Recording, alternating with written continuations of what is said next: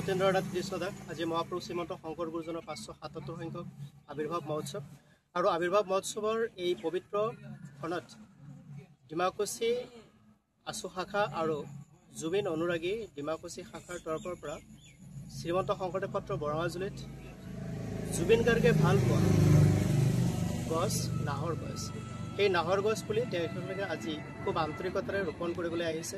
এই ক্ষেত্ৰত শ্ৰীমন্ত শংকৰদেৱ পত্ৰ বৰঙাজুলিৰ পৰিচালনা সমিতিৰ সভাপতি প্ৰমুখে সন্মানীয় সত্ৰাধিকাৰগৰাকীয়ে অতি আন্তৰিকতাৰে ইয়াক গ্ৰহণ কৰিছে আৰু আজি সত্ৰ চৌহদত আমি কেইবাজোপাও নাহৰ পুলি ৰোপণ কৰিছোঁ। জুবিনে কৈছিল যে য'ত নাহৰ থাকিব তাত মই থাকিম আৰু আমি বিশ্বাস কৰোঁ জুবিন যদিও আমাৰ মাজৰ পৰা অচিন দেশলৈ উভতি অহাৰ বাটেৰে গ'লগৈ, আমি বিশ্বাস কৰোঁ তেওঁ এতিয়াও আমাৰ হৃদয়ৰ মাজে মাজে আছে।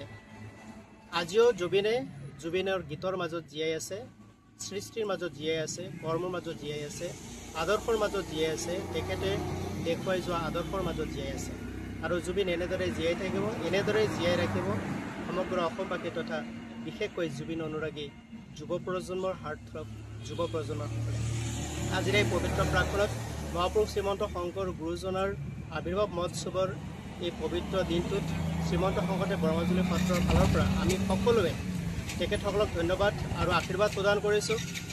জুবিন অনুৰাগীসকলে এনেধৰণৰ কামবোৰ কৰি যাওক, বিশেষকৈ জুবিন গাৰ্গে ভাল পোৱা কামবোৰ কৰি যাওক, তেখেতৰ আদৰ্শবোৰ মানি যাওক, এগৰাকী প্ৰকৃততে মানুহ হ'বলৈ চেষ্টা কৰক। জুবিনে মানুহ হোৱাটো বিচাৰিছে আৰু সেইকাৰণে হয়তো জুবিনে প্ৰত্যেকগৰাকী যুৱ প্ৰজন্মৰ কাৰণে এক আদৰ্শস্বৰূপ হৈ পৰিছে।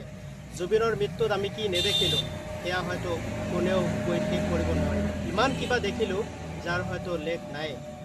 আমি জুবিনৰ প্ৰকৃতিৰ চকুলো টুকা দেখিলোঁ, জীৱ জন্তু চৰাই চিৰিকটিৰ প্ৰাণ আহুতি দিয়া দেখিলোঁ। প্ৰত্যেকৰ অন্তৰত প্ৰত্যেকৰ গৃহত যেন নিজৰ কোনোবা প্ৰিয়জন ঢুকালে এনেকুৱা এক শোকাকুল পৰিৱেশ দেখিলোঁ। এনেকুৱা এটা পবিত্ৰ আত্মা আজি আমাৰ মাজৰ পৰা নাই, কিন্তু তেখেতৰ সৃষ্টি আৰু কৰ্মৰাজি জীয়াই থাকিব, জীয়াই ৰাখিব লাগিব। আজিৰ এই পবিত্ৰ দিনত নাহৰ বৃক্ষ পুলিৰে তেওঁলোকে যি এক কৰ্ম অনুষ্ঠান কৰিছে, এই কৰ্ম অনুষ্ঠান তেওঁলোকৰ ভৱিষ্যতত আদৰ্শ তাকে আমি কামনা কৰিছোঁ আৰু শ্ৰীমন্ত শংকৰদেৱ সত্ৰৰ ফালৰ পৰা পুনৰবাৰ জুবিন অনুৰাগী সমস্তজনলৈ, জুবিনৰ পৰিয়ালবৰ্গলৈ আমি সমবেদনা আৰু জুবিন গাৰ্গে ন্যায় পাওক, আমি তাকে কামনা কৰিছোঁ। ন্যায়ৰ সৈতে আমি সদায় আছোঁ। ধন্যবাদ।